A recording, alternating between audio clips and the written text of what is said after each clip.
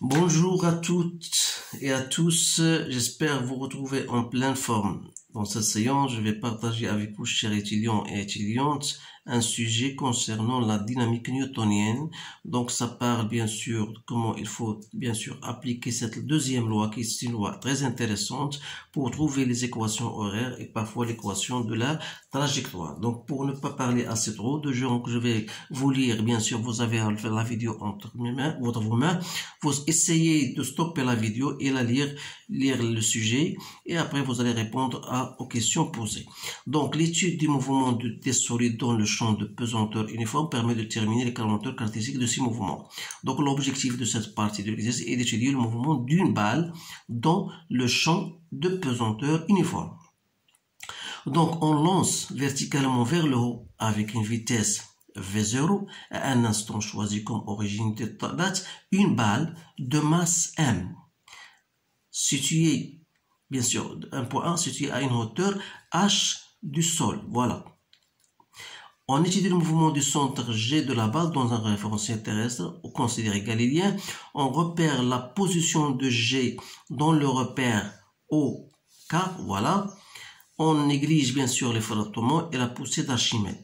Alors, définir la chute libre, donc je vais répondre à cette question oralement. Donc, la chute libre, on ne parle que de chute libre que lorsque le corps ou bien le solide en question est soumis seulement à son poids. C'est-à-dire en négligeant bien sûr tous les frottements, on ne parle que le poids uniquement. Dans ce cas-là, il s'agit bien d'une chute libre. Deuxièmement, en appliquant la deuxième loi de Newton, établir l'équation différentielle.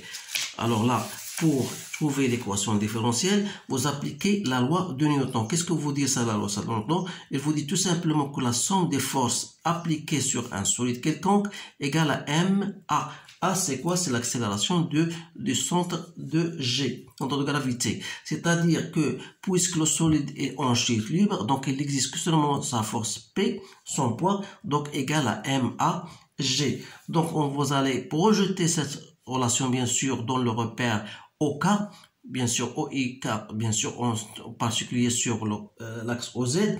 Donc, OK, ça va vous donner P, comment elle est de sens contraire, parce que P, c'est quoi? C'est MG, et MG est dirigé vers le bas, c'est-à-dire qu'on aura le sens contraire de OK, c'est-à-dire c'est moins MG égale à MAG. C'est-à-dire que AG n'est autre que l'accélération suivant l'axe Z, donc égale à moins G. D'où AZ, c'est-à-dire c'est quoi? C'est la dérivée de la vitesse par rapport au temps. C'est-à-dire, vous allez trouver donc VZ, c'est quoi? C'est par intégration de ça, moins G, donc ça vous donne moins G de T, plus la vitesse initiale, ce qui est V0. Donc voilà VZ. Donc ça, l'équation différentielle, bien sûr, on vous appliquons établir l'équation différentielle vérifiée par VZ. Donc voilà VZ. Donc voilà la relation AZ, c'est dV de Z sur dt. Il faut trouver bien sûr VZ, bien sûr, en fonction de temps. Alors là, troisième question. Montrer que l'équation horaire des mouvements s'écrit sous la forme là. Donc vous savez que Z en fonction de temps n'est autre que 1/2 AT au carré plus V0T plus Z0 ou bien plus X0 puisqu'on a Z, on a Z0. Puisque Z0 c'est quoi? Donc Z0, il faut faire très attention, c'est l'abscisse à l'origine de temps. Donc on a lancé la balle à partir du point A. À cet instant-là, A, ou bien la balle se trouve à une distance H. Donc Z0 égale à H. D'où l'accélération pour nous, c'est quoi? Donc c'est 1/2. H, c'est moins G. Donc T au carré. V0, c'est la vitesse, bien sûr, à l'origine du temps. V0T plus quoi? Plus H. Donc voilà l'équation, bien sûr, horaire du mouvement G, et c'est bien ça. Maintenant, je passe à la deuxième partie qui est la suivante. On vous donne, voilà, la courbe, on vous donne une courbe. Donc la courbe de la figure représente les variations de la vitesse, voilà, en fonction du temps. En fonction du temps. En exploitant le graphe de la figure 2, écrire l'expression de la vitesse en fonction du temps. Alors là, une simple qu'est-ce que vous voyez? Remarquez bien sûr que cette vitesse-là, en fonction du temps, c'est une fonction affine. C'est-à-dire, je peux écrire que V, la vitesse en fonction du temps, n'est autre que, c'est écrit A de t plus V0. C'est-à-dire, plus A égale à moins G, donc moins GT plus V0. Voilà l'expression de la vitesse en Z. Donc, quatrième question. Voilà, on a répondu bien sûr à la quatrième question. Cinquième question, on vous dit, bien sûr, si vous voulez bien sûr continuer, donc V de Z, G c'est quoi? C'est moins 10T plus V0. C'est quoi V0? C'est ce point-là. Donc on a 8, donc 6, 7, 8, 9, 10. Donc c'est bien 10, voilà. Alors là, j'ai une remarque à vous faire parce que ce G-là que je n'étais 10, c'est à partir le calcul de A. Donc le calcul de A, puisqu'il s'agit d'une fonction affine, vous choisissez bien sûr deux points. Par exemple, je choisis ce point-là qui est égal à 10. Je choisis le deuxième point, par exemple ici, bien 8, ou bien j'exprime 2 par exemple, voilà, 2. Donc 10, ça correspond à 0. Et 2, voilà, ça correspond à 0,2. Donc ça me donne moins 8 sur 0,8. C'est bien moins 10 mètres par seconde au carré. C'est pour cette raison-là que j'écris tout simplement ici moins 10. Alors là, cinquième question, on vous donne le centre d'inertie G passe au cours de la montée en un point B. Voilà, en un point B. Bien sûr, voilà, je montre le point B. Voilà le point B. Donc, il passe à un point B. Donc, le centre d'inertie G passe au cours de la montée par le point B situé à une distance. Voilà la distance D du sol. Voilà le point B. Voilà D. Donc, la distance entre B et le sol, on l'a représentée par D. Alors, avec une vitesse VB, donc c'est-à-dire que la balle arrive au point B avec une vitesse 3 mètres par seconde. Montrez que D égale à 5,75. Montrez que D égale à 5,75 mètres. Alors là, pour répondre à cette question, donc vous savez, vous pouvez appliquer une relation que vous connaissez déjà, la relation indépendante de temps entre deux points. C'est-à-dire, si vous avez deux points A et B, donc vous avez appliqué la vitesse finale au carré moins la vitesse initiale au carré, égale à quoi? Est égal à 2 fois l'accélération fois la distance AB. Donc pour nous, la distance AB, c'est quoi?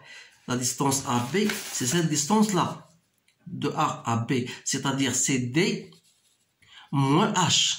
Donc c'est D moins H. Donc j'écris ici, voilà, j'écris D moins H. Donc il suffit de remplacer.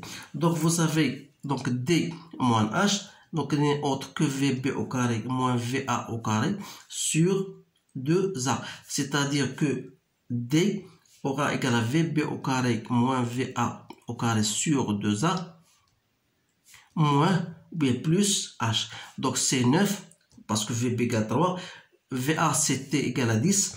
Donc c'est 100 sur 2 fois l'accélération égale à moins 10 plus H qui est égal à 1,2. Vous allez trouver D, c'est exactement 5,75 mètres.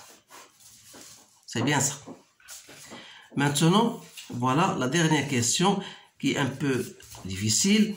Donc la 6e question, on vous demande, voilà, on lance de nouveau, cette fois-ci, on lance de nouveau à un instant choisi, comme on veut d'origine, verticalement la balle au même A, au même point, c'est-à-dire au même point, mais cette fois-ci avec une vitesse V0' qui est inférieure à V0, c'est-à-dire égale à 8 mètres par seconde.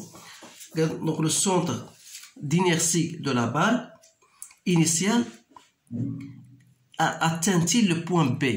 Justifiez votre réponse. C'est-à-dire, lorsque je vais lancer cette balle de point A avec une autre vitesse V'0 égale à 8 mètres par seconde, est-ce qu'il va atteindre le point B ou non? Alors là, donc, qu'est-ce que je vais faire? Je vais appliquer tout simplement le théorème de l'énergie cinétique. Donc, il y a d'autres méthodes, mais ça est plus simple. la variation de l'énergie cinétique de A vers n'importe quel point, je ne sais pas, est-ce qu'elle va atteindre B ou B, donc je vais nommer un autre point P'. Donc la différence, la variation de l'énergie cinétique de A jusqu'au point B', où il va s'arrêter, bien sûr, cette balle-là, elle va s'arrêter à un point B'.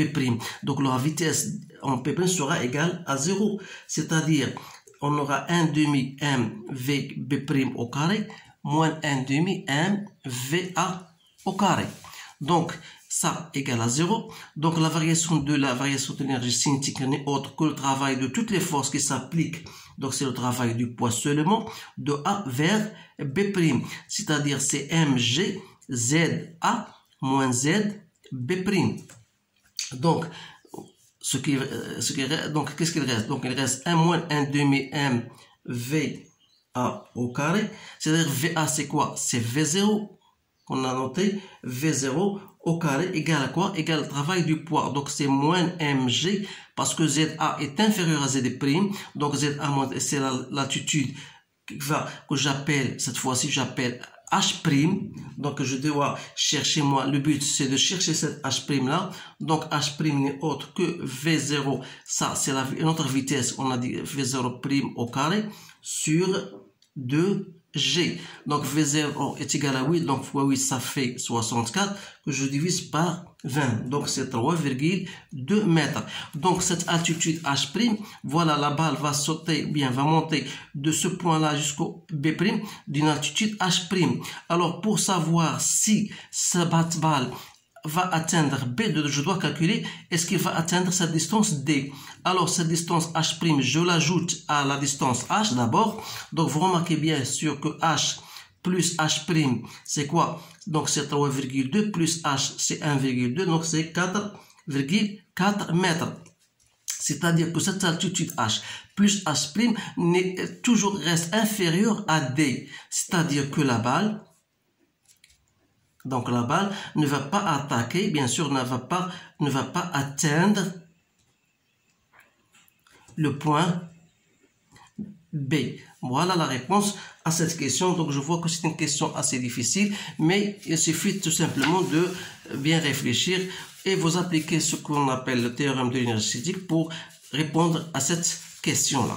Alors, voilà, c'est un exercice assez intéressant. Donc, dans les séances prochaines, je vais chercher toujours des exercices plus compliqués, plus ou moins compliqués, toujours pour vous préparer à l'examen. Donc, je vous souhaite une bonne chance et je vous dis à bientôt.